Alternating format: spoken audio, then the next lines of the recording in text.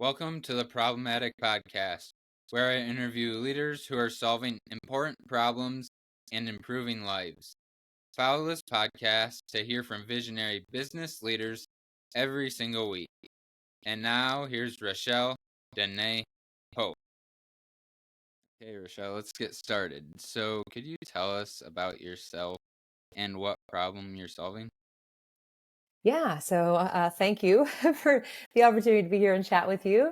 So my name is Rachelle Dené Poth. I am a lot of things that I keep involved in. I am a full-time teacher. I teach Spanish and a STEAM course focused on emerging technology to eighth graders.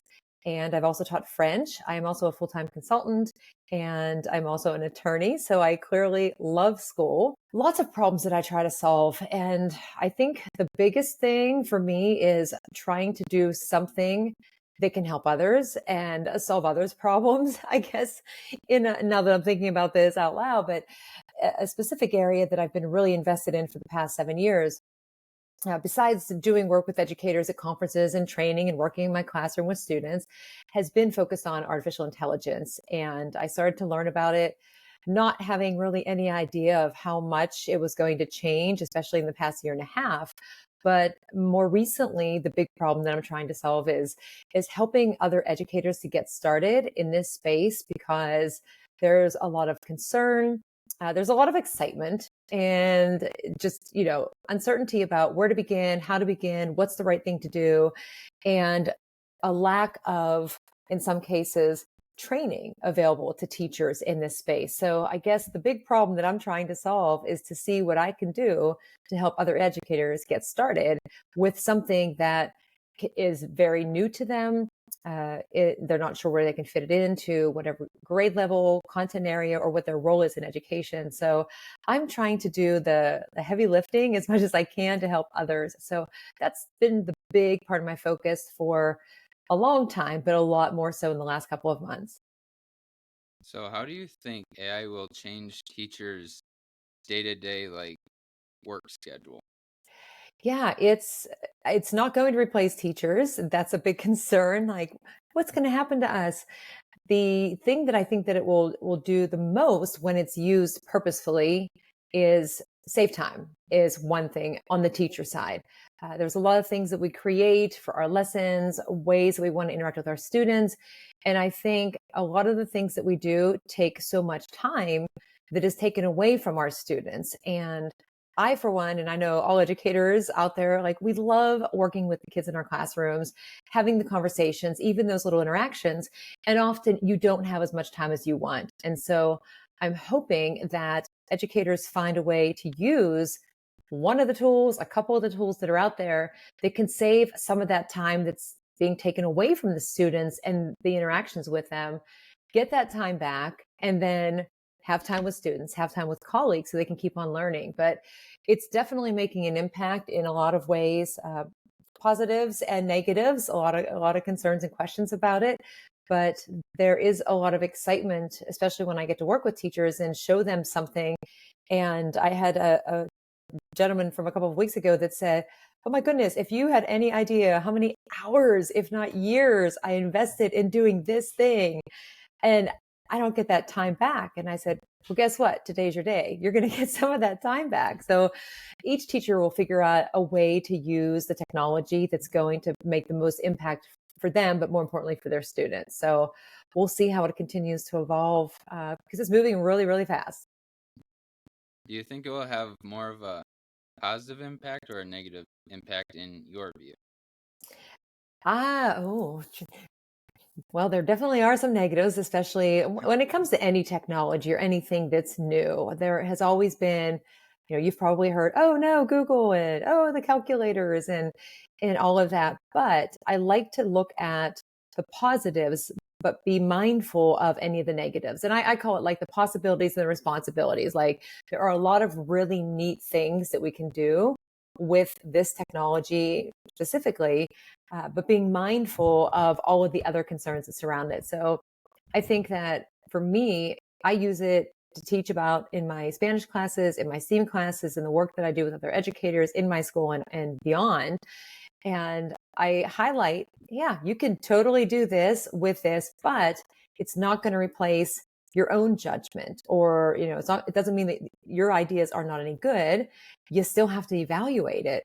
But what's the trade-off? Is it enhancing something that you're doing? Is it giving students a chance to learn and just engage in something that's going to lead to a future career? Like, there are a lot of positives and reasons why we need to bring it into our classrooms, even at the early years, and continually help them and ourselves to learn as it evolves over time.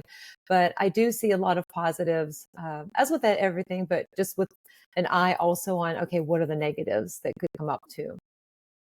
Okay. So, what is some change that you're already seeing in education that AI is making? Well, it is showing teachers that there are a lot of tools out there, a lot of things you can bring in that save time. That's a big thing. The efficiency, the productivity, uh, for teachers, things that we do where you might be a teacher that's teaching 5 or 6 different classes, and not just classes, but like content areas that require long amounts of like planning and gathering resources. And they're seeing that they can take one of the different tools that are out there, put in a topic, and generate any number of resources to use in a matter of minutes compared to what would have taken hours, if not multiple hours over days and so forth. Again, is it perfect? It might be. Does it have mistakes? It could, but that's been the biggest wow for a lot of teachers. Some of the things that I've shown them in the past couple of months, especially, I get very excited when somebody in a group is like, "Oh my gosh, this is just like, do you have any idea?" Just like that person that said he wanted to get those hours and years back. But when I see the expression and the wow and the relief in seeing that, you don't have to do this alone, because the number one answer when I ask teachers is, what is the biggest challenge when it comes to learning something new? Hands down, it's time. And so if you can find something that's going to help you to save time that you can use for your own learning, to impact student learning, for any of the various things that educators are involved in, then that's something big. And so far it's been the time, the productivity, the efficiency.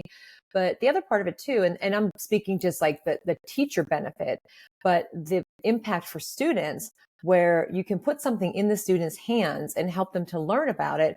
And not only do they learn how to use it ethically, safely, and responsibly, but you're learning with them, and you're getting valuable information about where they are in the learning, and they're getting targeted interactions, maybe with a chatbot that's a safe one, of course, but that also frees up time. But it shows students that, we're here to learn with you and help to guide you how to use this to, like I said before, enhance, not replace, and do the work for you. So lots of really cool things and reactions that I get. So it's fun to see how teachers respond.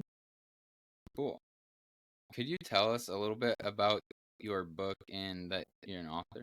Yeah. So this one, I've written a couple of different books, and like I mentioned earlier, I started to do research on AI about 7 years ago, officially. And that was to write a blog for January of 2018 for a publication called Getting Smart. And I had been writing blogs before I even knew what a blog was. I just thought it sounded cool to write something. But I was writing about topics that were pretty easy, things I did in my classroom, activities, ideas, sharing them with other educators.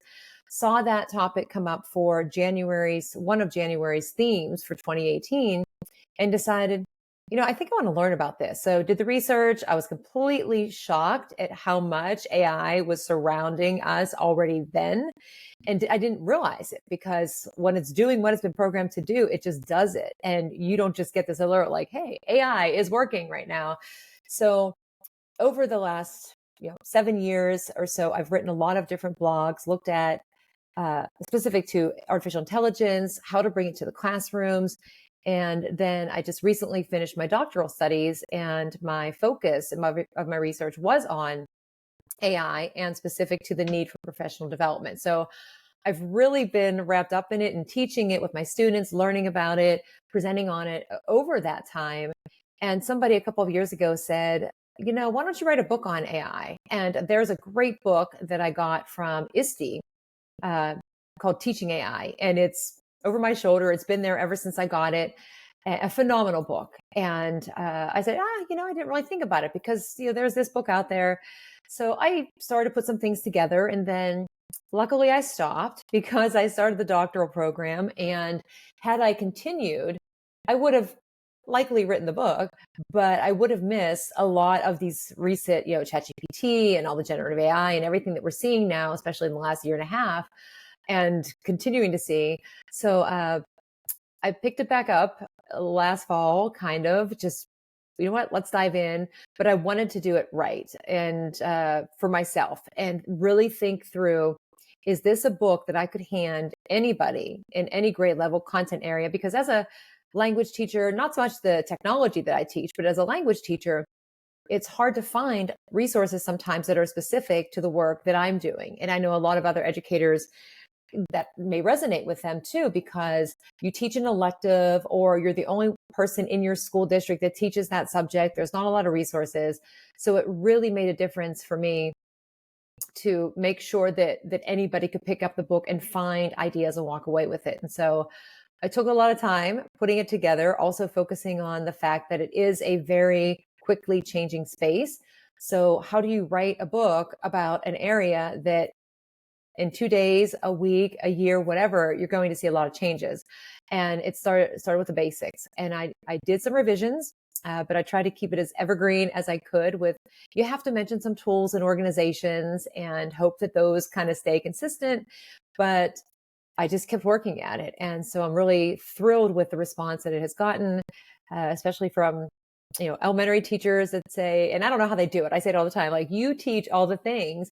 There's never enough time, but there's these little activities. So yeah, so we'll see how it does. But that was a big part of it and just really focusing in on it. But it connected nicely with my research for my doctorate because that was also focused on AI. So there's a lot of research based information in the book as well. What was your biggest learning from working in or researching education for 7 years? Oh goodness, that some things stay the exact same and some things change, which that's very cliche to say. But one example would be personalized learning, and people talk about how important it is, and myself included, to personalized learning for students. But that term has not always been an everyday conversation, and it comes and goes, but it's not something new. And it's not something that we're now just finally able to do because we have tools that are powered by AI. Like, that is something that has been able, the teachers for however long schools have been able to personalize education. So that would come up a lot. Now, the ways that you go about doing that, those have changed.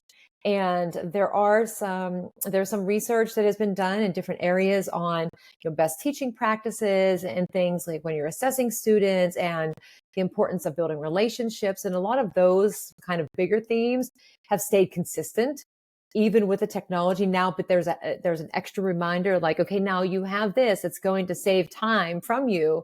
Now, what are you going to do with that time? Are you going to like relax? Not a bad idea because everybody needs to relax, regularly. That's important to take care of yourself. But having access to technology that can transform, that can connect educators with other educators, brainstorm ideas. There's so much that it can do. But at the end of the day, like, we still have school, we still have things that we have to do that are tried and true that have been done for all of these years that we've had schools. We're just going about them in different ways. But the importance, the underlying value of them is still there. It's just, it looks a little bit different. And even things like academic integrity. I mean, you could copy homework, get somebody to do your work for you back in when I went to school in the last century. And it's fun to say that because it seems like that's so long ago. But cheating is not a new thing. It just, you could do it a lot faster than you could back then. And so you have to still have policies in place. And that was another thing in the research. Like, it's not something new. It's an area that educators have found challenging, setting up the policies, working with students. How do you show them the value of learning and all of that? And that's something that was consistent throughout all of the research that I've done, whether in the past year or over the past 7 years. So, why did you choose to be an author and a teacher? Yeah, interesting. Good question. Like, how did you get to where you are today? The funny thing is that going to college, I didn't really know that I wanted to be a teacher. And I've told the story so many times. I mean, as a kid, I loved school. I still love school. I loved playing school when I came home from school. But my junior year of college, they said, you need to declare a major. And I actually thought that I had declared a major at some point, but apparently I didn't. So they suggested education. I thought, I'll give it a try, got into it, and enjoyed it. I didn't really think that I would be in it as long as I have been in education. But then about, let's see, 5 years into teaching where I've been teaching, I decided to apply to law school. And in Pittsburgh, they have a program at a University Duquesne that you can go to law school if you are a full-time worker and you want to get a law degree, but it's 4 nights for 4 years. So 4 nights a week, 4 different classes, 4 years. And so I was living in school pretty much all day, every day. And without that experience, and it's been years since I graduated, took the bar and passed, without that experience, I would not still be in the classroom. And I know that without a doubt. That helped me to see what it really means to be a teacher, the importance of building relationships. It got me to be a student again. It pushed me to do some writing and researching and then sharing my experience. Like it all kind of evolved from that, but I had never gotten a master's before that. So then I waited 8 years and I got the master's degree. And it was at that probably 2 years before I entered that program that I heard about blogging. Again, I was like, oh, that sounds cool. You know, I'll write something. And I just started to write. And somebody actually said to me in probably 2017, roughly, why don't you write a book? And I said, what am I going to write a book about? And who's going to read it? And they said, but you've written all these blogs. And I used to print them all and keep them all in a binder.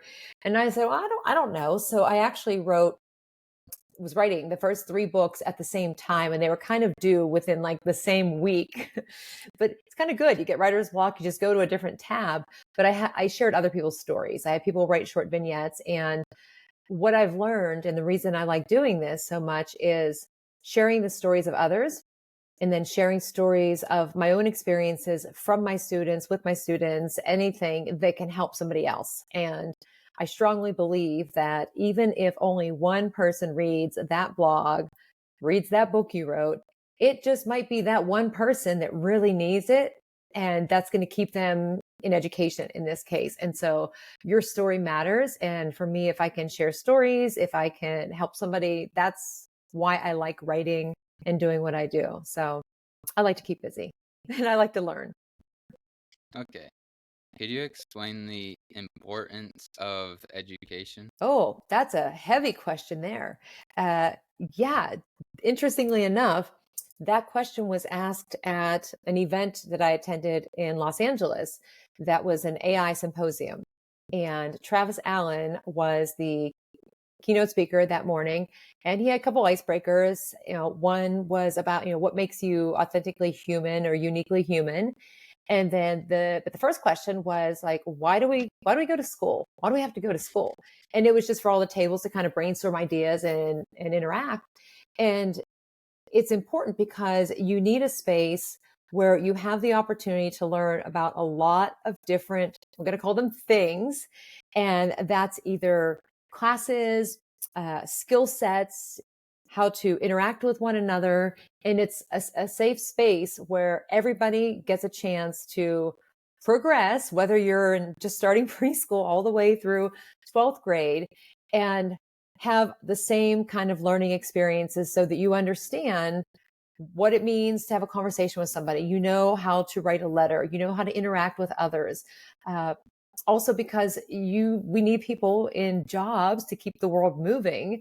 And so everybody needs to have that foundation that comes from school and education. And I mean, as an adult, looking at, for example, professional development, for years, it was always something that was in a classroom, and it's not specific to education. I mean, lots of everybody engages in some form of professional development, but now we have all these different ways to learn.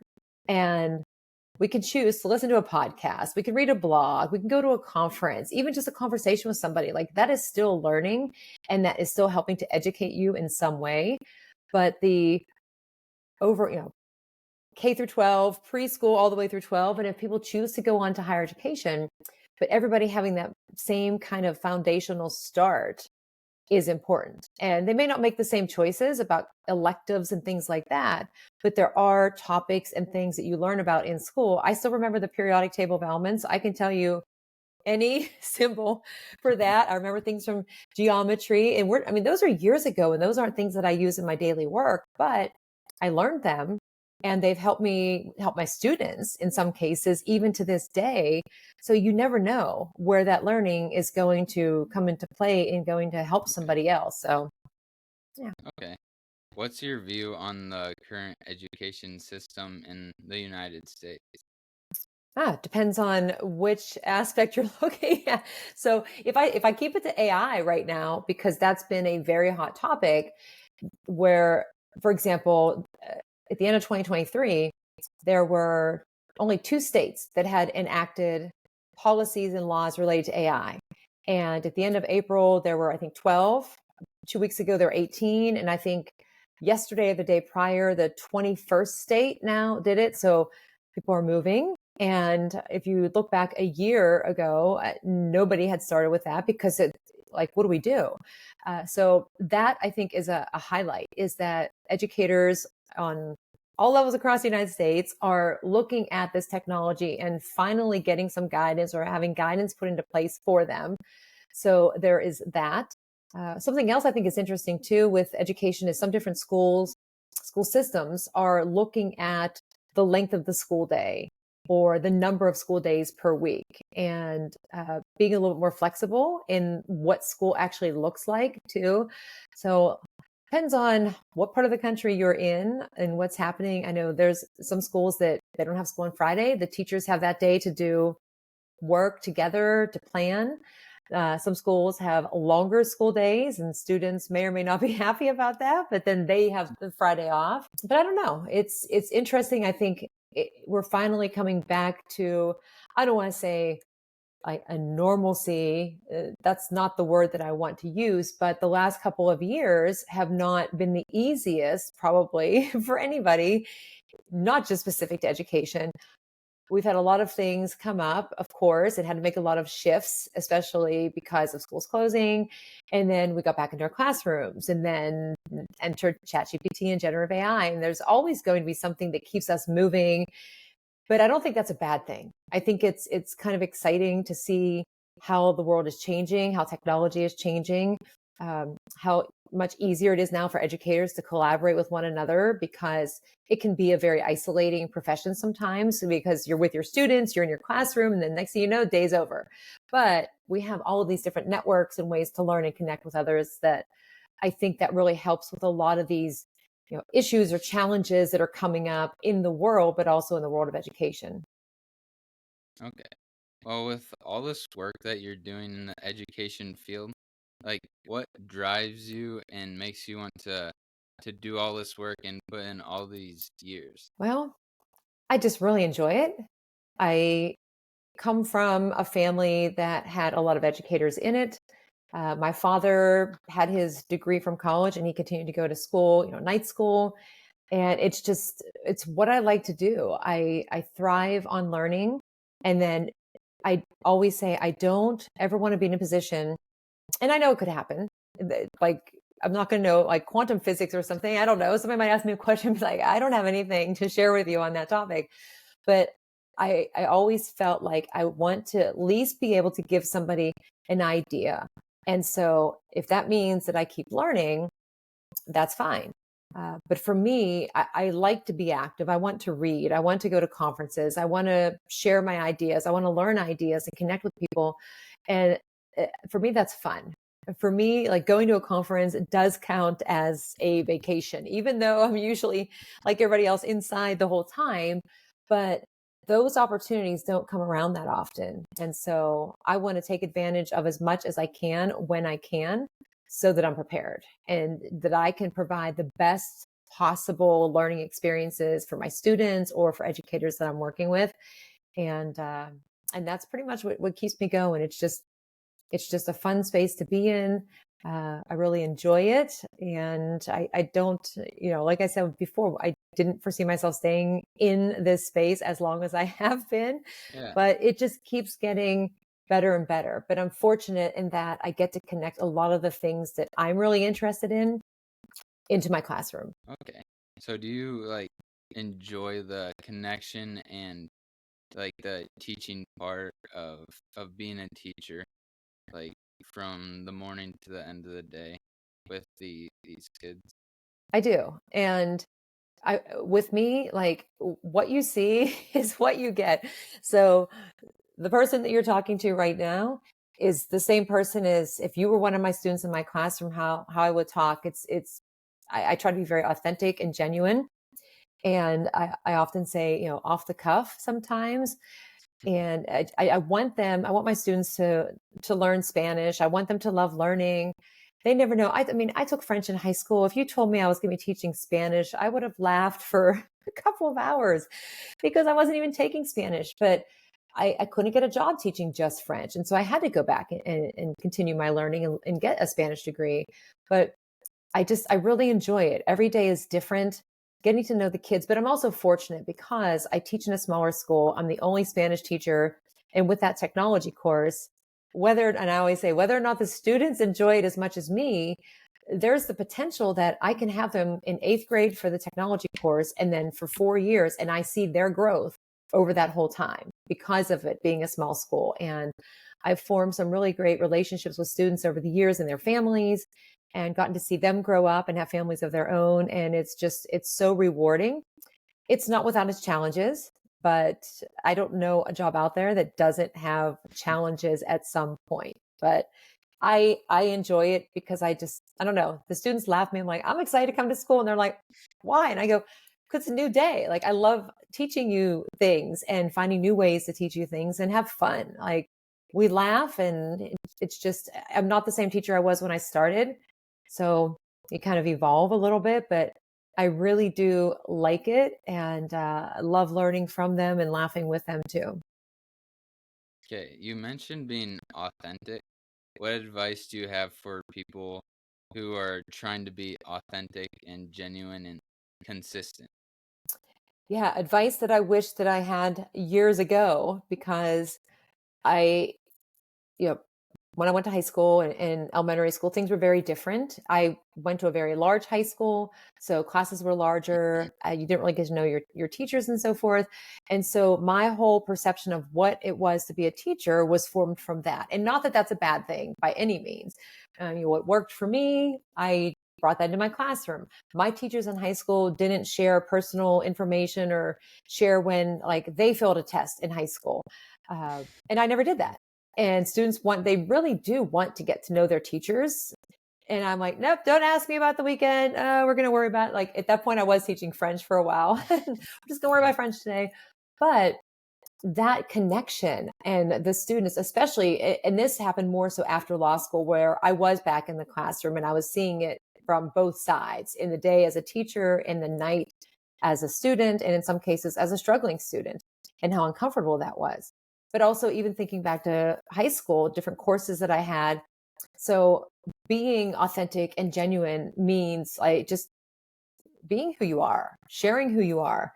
And I've said to my students, oh, geometry, yeah, I got an F and then a D and then another F because I couldn't figure out how to study for it. But then I worked on it really hard and then I got straight A's and I ended up with a C for the year. I was like, all right.